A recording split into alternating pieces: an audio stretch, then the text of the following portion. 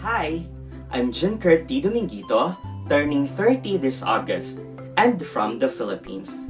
I am currently teaching in the public school here, handling grade 2 pupils and teaching them all the necessary subjects to teach, which is stipulated by the Department of Education. This public school is located in a hinterland area in San Juan, Bayugan City, Agusan del Sur in Mindanao.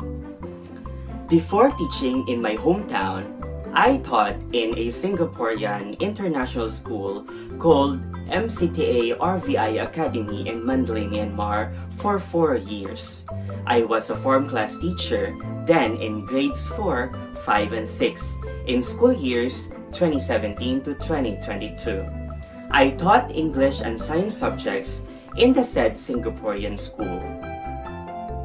I took up my bachelor's degree of elementary education and undergraduate certificate in reading at the main campus of Philippine Normal University in Taft Avenue, Manila, and graduated in 2013. Currently, I am taking my master's degree at the same university but in different campus, this time in PNU Mindanao, taking up Master of Arts in English Language Education. I am a believer in the ideology of pragmatism, which is advocated by John Dewey. I believe that the great minds of our learners must be shown through their actions and concrete products. Learners must be given the conducive environment through hands-on experiences in the classroom. If the pupils want to learn a target language, example English as it is the global language, then our pupils must be given the chance to immerse themselves where they can practice their use of the target language.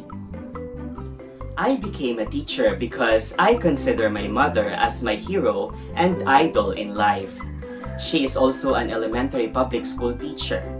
I remember before when I was in my basic education years, I witnessed how dedicated she was in her career.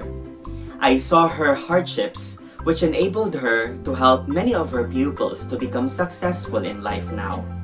It even intensified this time as I myself is teaching in the remote area in my hometown, in which I saw many of the families struggle for their daily survival.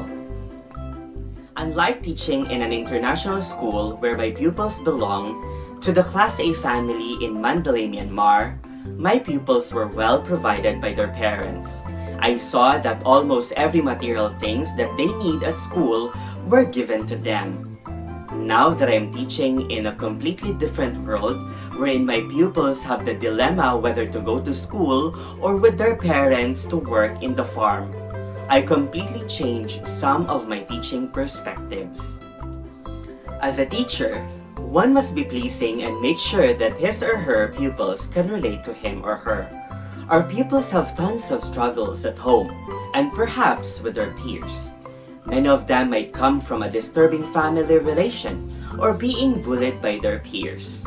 Teachers must act as the source of light and inspiration to encourage the learners to stay strong and persevere in their academic life so that they will eventually finish their studies, which will lead to a better future.